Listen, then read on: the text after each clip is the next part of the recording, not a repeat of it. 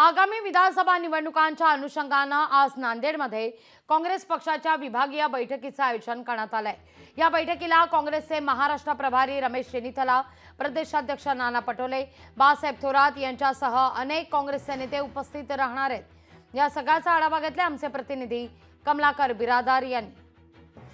विधानसभेच्या पूर्वतयारीसाठी नांदेडमध्ये विभागीय बैठकीचं आयोजन करण्यात आलेलं आहे। जे काँग्रेस पक्षाचे नांदेड, हिंगोली, परभणी या तिन्ही जिल्ह्यातील सर्व कार्यकर्त्यांची या ठिकाणी बैठक आयोजित करण्यात आलेली आहे।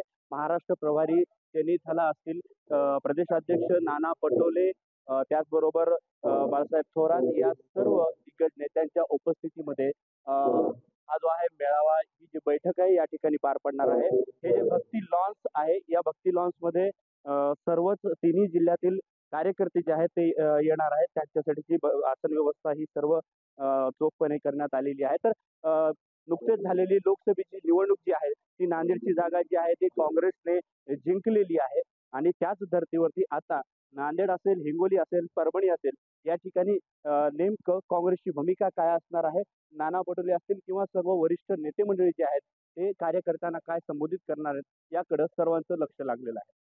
कमलाकर बिरादार, लोकशाही मराठी, नांदेड। लोकशाही मराठी ऐका, पहा, जागरूक रहा।